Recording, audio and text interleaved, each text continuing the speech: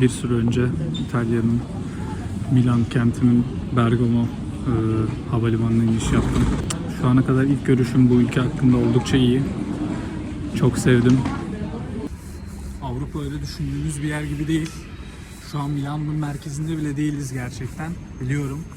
Fakat burası çok tehlikeli gözüküyor. Şuralara biraz bakın. Yaklaşık 10 dakika falan tek başıma yürüdüm tren istasyonuna yürüme mesafesinde. 4-5 tane tipi malum eleman durdurmaya çalıştı beni. Tabii durmadım, acemi değilim. Tehlikeli yerlerde doğdum, büyüdüm. Ama bu benim trenim bilmiyorum mesela. Nereden öğrenebilirim bunu? Merhaba arkadaşlar, trene bindim. Az önce bulunduğum lokasyondaki trenler aslında son durağa gelmiş trenlermiş. Bunu da ben trene, yani şöyle tren kapısı açıldı, bir trene bindim. Bir baktım ışıklar falan kapandı, bir korku kapladı içime. Dedim ben bu trenden inmeliyim. Trenden indim, hemen telefonu elimden açtım. Bakıyorum lan mevzu ne, nereye gidiyordum ben falan filan diye şaşırdım. O sırada bir tane 1.45 boylarında bir amca yanıma geldi ve bana falan yaptı. Ben de telefonu gösterdim ve İngilizce biliyor musun diye sordum, bilmiyormuş. İtalyanca biliyor musun diye sordum, bilmiyorum.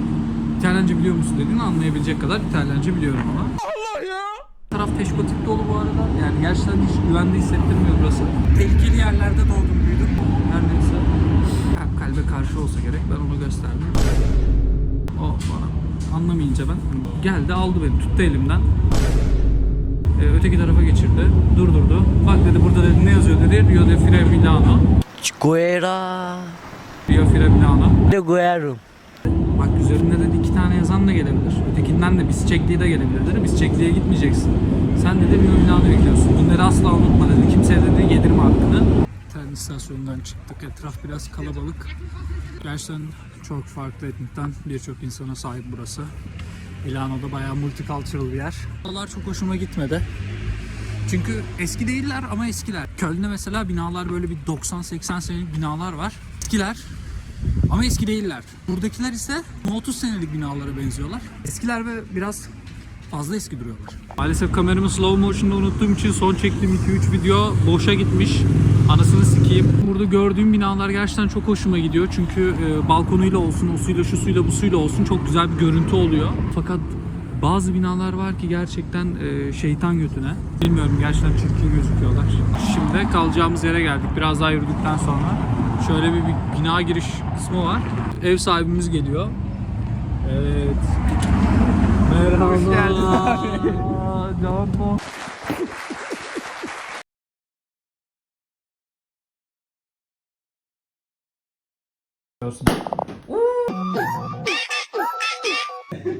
Plastik.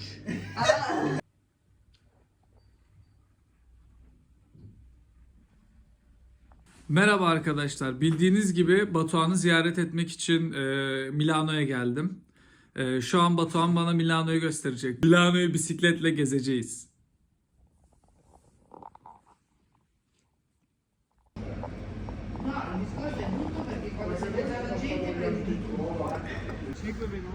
Merhabalar, ilk durağımıza geldik. İlk bisiklet yolculuğumuzu tamamladık. En sana sormak istiyorum. İlk bisiklet yolculuğun nasıldı? İlk bisiklet yolculuğum kabus gibiydi. Bu yüzden gözlerimde şu an oldukça Neden yaş peki? var. Burası Peki Milano neden? değil, Hindistan amına koyayım. Hiç kimse trafik kurallarına uymuyor. Bu arkadaş dahil olmak üzere. Ben de dedim ki Gerçekten kardeş burası sıkıntılı kuzey bir şey. değil. Burası gerçekten sıkıntılı. Burası neresi? Bilemiyorum. Burası Türklerin gelip fotoğraf çekilip Orayı da bulacağız. paylaştığı yer değil.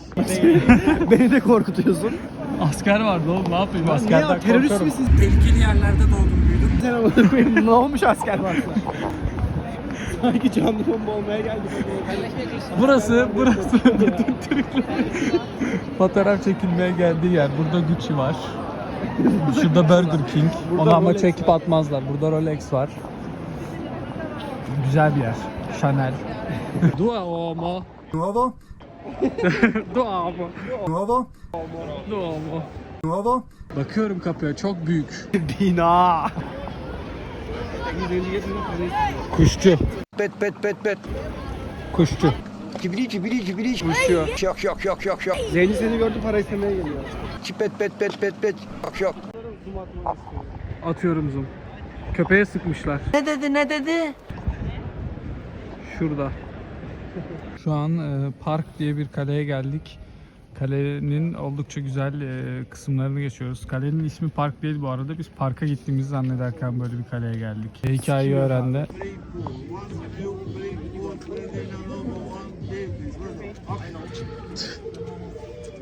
No. Dolandırıcı abiler var. Dolandırıcı abinin yanında bir tane bayan bir tane abi var. Bunlar da oynuyormuş gibi yapıyor bence. Allah ya! Onların arkadaşı etrafına daha fazla insan toplamak için bence. Ve %90 ihtimal falan. Tüm onları gördüm. Evet. Seviyorum. Parayı verip 50 liraya gidebilir miyiz acaba? Bugün o kadar değil. O kadar değil hocam. Hocam o kadar değil. Bence hayır. denemeyeceğiz. Bence hayır. Bunu asla denemeyeceğiz abi. Eyvah. Bir kişi oynuyor.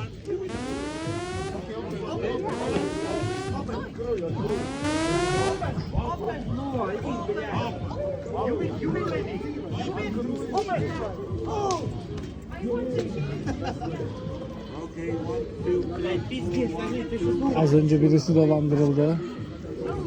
Az önce birisi dolandırıldı.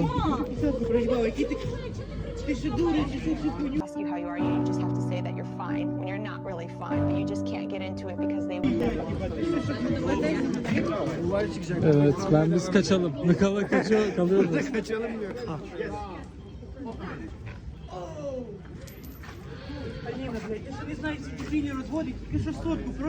Az önce bir hanım çok yüksek miktarda bir parayı kaybetti. Ne kadar kaybetti? Yanlış görmediysem 200 euroydu. 200 euro muydu? Ben yanlış görmediysem 200 euroydu. 200 euro verdi. Çünkü yeşilimsiydi böyle. Belki de 100 maviydi. Haydi Batu. Sıradaki balık biziz. Bak 4'ü de mesela Orospu ondan çocuğu galiba. bunlar.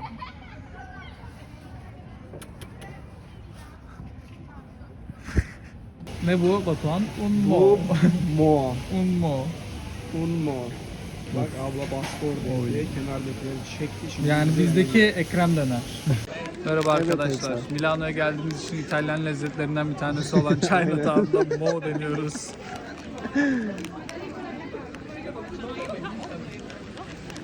Biraz anlat ne gibi mo? Mo, Ekmek arası et gibi değil mi tam? ekmek arası et gibi. Haşlanmış bir et. Yumuşak, yakından. tiftiklenmiş. Başka da hiçbir özelliği yok. Tadı nasıl? İçinde sadece et var. Çok, kaç- çok güzel. Et, tam et. Kameraya Et bak, bu. bana mı bakıyorsun? Et bu.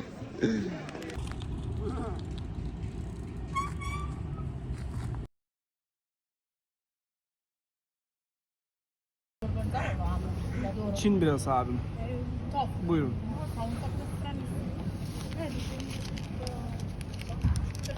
O kadar da güzel değilmiş bu arada.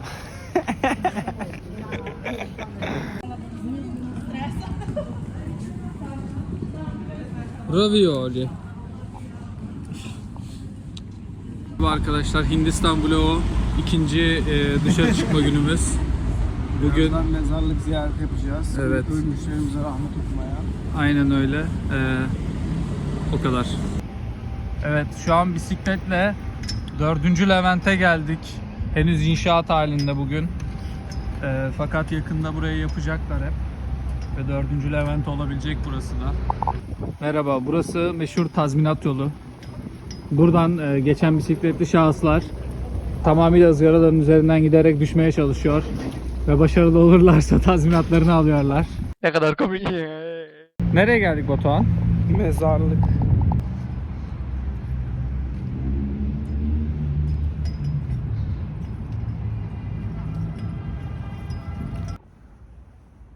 Mezar.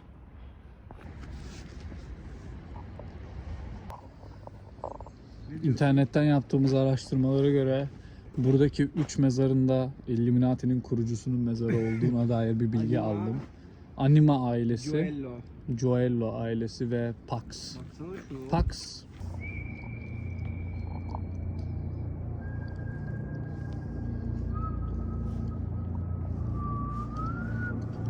Şu an kimse yok burada çünkü herkes ölmüş. Merhabalar. eve doğru yol eve doğru.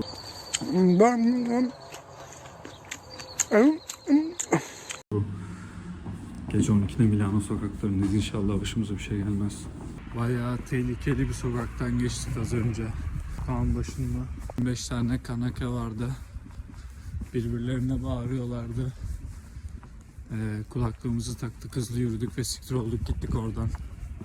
Shuttle'ların bulunduğu yere geldik. Telefonumu rahatlıkla çıkarabiliyorum çünkü etrafta polis var. Bu saatten sonra bize kimse hiçbir şey yapamaz. Bizim tek yapmamız gereken shuttle'ımızı bulmak. Çünkü parasını çoktan verdik. Keşke vermeseydik, burada herhangi bir shuttle'a binseydik, yeni bilet almamıza gerek kalmazdı. Olsun. Havalimanı kabus gibi. Saat 6 civarında uçuşumuz. Fakat gece shuttle sayısından ve gece uyanamayacağımızı düşünmemizden dolayı saat 1 civarında burada olduk. Fakat departure'sa, yani gidiciler kısmına maalesef almıyorlar henüz bizi. Böyle saçma salak beyinsizce bir kuralları var. Ve hiçbir yer açık değil. Şeyin içinde bir tane büfe tarzı bir yer açık havalimanında, başka da hiçbir yer açık değil. Telefonumuzun şarjı %70 ve telefonumuzu şarj edemezsek de yarrağı büyük yedik. Çünkü Alarm Bergamo Airport reminds that security is everyone's responsibility. Passengers are requested to always keep their luggage and personal belongings close. If you find unattended items, please report those to the security staff. gördüğünüz gibi güvensizlik akıyor adeta.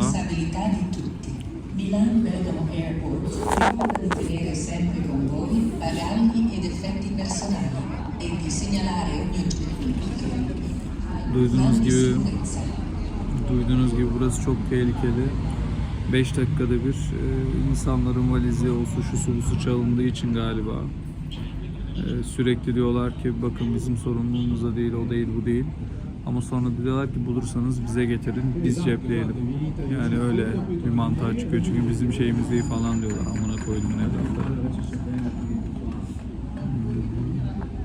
Bergamo Milano Havalimanı dünyanın en kötü 6 havalimanından bir tanesi. Hayat yok. Bizi saatlerce beklettiler. Zaten bekleyecektik de bari beklememiz gereken yerde bekleseydik. Derdimiz oydu. Zor. Çok zor. Hala çok uzun bir süre var eve gitmemize. Allah'tan uçuş kısa sürüyor. Maalesef uçuşta bu sefer orta koltukta yer alıyoruz. Ama şöyle inançlarım var. Bu saatte çok fazla kişinin uçacağını düşünmüyorum. Bu yüzden boş bir uçak ve sağlıklı bir uçuş bekliyorum. Umarım öyle olur. Saat 4'ü buldu. Bu saate kadar ne yaptık, ne yaptık hiçbir fikrim yok. Telefonumuzu bir ara şarj ettik. Şarj etme cihazlarından bir sike yaramadı. %15 falan etti. Yani o 30 dakikada o kadar şarjım gitmezdi bile. İlginç. Çok bir şey dememek lazım. Şu an uçağımıza her ne kadar 2,5 saat olsa da gate'e doğru gidiyoruz. Gecenin geri kalanına kıyasla oldukça iyi bir uçuş geçirdik. Çok bir kısmını hatırlamıyorum. Zaten kısaydı. 1 saat 10 dakika falan. Ne iniş yaptık fakat gerçekten galiba öleceğim. Yani o kadar yorgunum ki şu an. Anlatamam. Evime gideceğim için çok mutluyum. Bir süre uyuyacağım için çok mutluyum. Milan'da bulunduğum için çok mutluyum. Ama bir daha bu saate uçak alırsam kafamı sikeyim. Bir daha bu saate uçak